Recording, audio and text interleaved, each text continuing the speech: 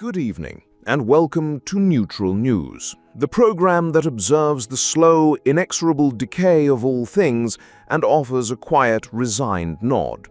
Tonight, we turn our attention from the grand theater of global affairs to the miniature, aggressively inconvenient canyons that now punctuate our national road network. A story not of highways, but of byways, and more specifically, the holes within them. We are, of course, talking about potholes, a geological feature once confined to the moon, now available on a B road near you. We go live to our correspondent Susan, who is standing by a particularly noteworthy specimen. Susan. Neil, I am standing on the precipice of what local residents have affectionately nicknamed the Beast of Beaconsfield. It is one of nearly 1 million such chasms reported across the nation in the last year alone. To put that into perspective, that's roughly one new pothole for every 10 seconds of agonized teeth grinding from the British motorists. The rate of formation is now so rapid that cartographers are considering reclassifying Britain's road map from a transport document into a topographical survey of a new emerging mountain range, albeit an inverted one. A terrifying yet strangely beautiful image. 1 million. That is a truly profound number. Has there been any scientific analysis of what's causing this rapid terraforming of our sceptred Ire? Is it a single colossal badger with a grudge, or something more complex?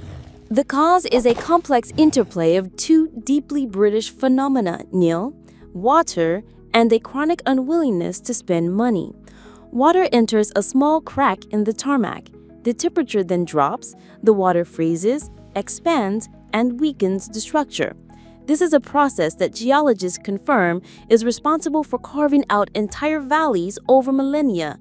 On our roads, the same effect is now achieved between the morning and evening commutes, accelerated by the weight of a family saloon carrying a boot full of groceries.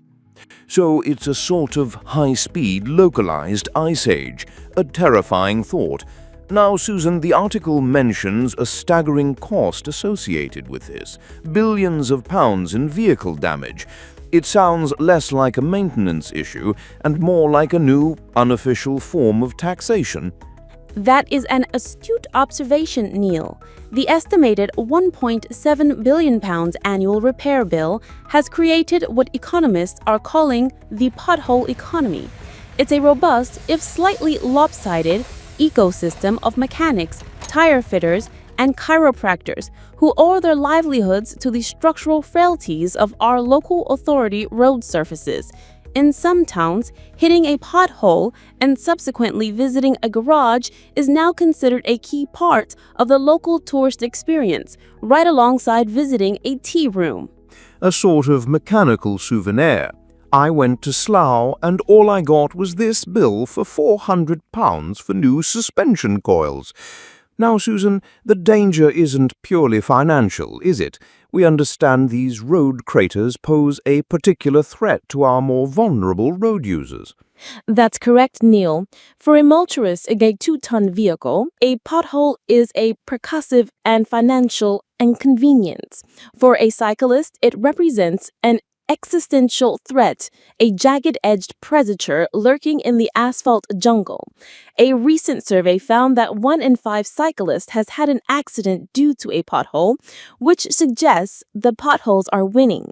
Some cycling groups are now proposing a satirical solution, reclassifying the worst affected roads as off-road adventure trails and advising members to use mountain bikes and wear full protective gear for a trip to the corner shop.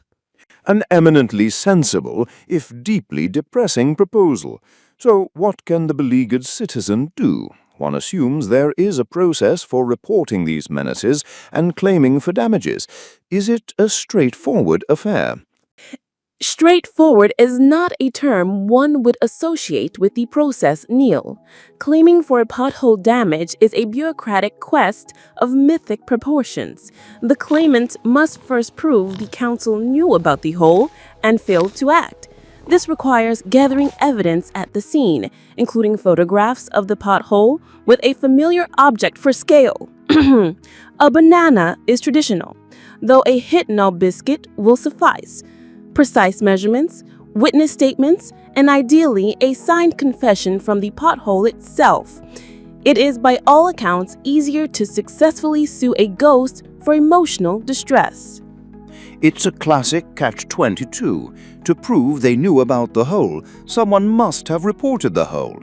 But if you're the first to find it with your axle, you have no claim. It's genius. Now the government has announced funding, £8.3 billion over 11 years. That sounds like a lot of money. Will that be enough to pave over our troubles? When spread across the entirety of the local road network over more than a decade, Neil, that sum equates to roughly enough to fill one medium-sized pothole per village per year, and perhaps left over to buy their repair crew a celebratory packet of crisps. Experts have suggested a more practical, short-term solution would be to simply fill the holes with the sheer volume of paperwork generated by the compensation claims process. The ultimate in administrative recycling. So, to summarize for our viewers, our roads are disintegrating at a record pace, turning a simple drive into a game of high-stakes dodgems. The cost of the damage is creating a new sub-economy, and the only way to get compensation is to embark on a legal challenge that would make Hercules tired. Is that a fair assessment? It is a brutally accurate and commendable neutral summary of the situation, Neil. Thank you, Susan, for that truly groundbreaking report. So, as you navigate the roads tonight, be aware, those aren't just bumps in the road, they are the new, permanent, and rather costly features of the British landscape. Drive safely and slowly. Very, very slowly. Good night.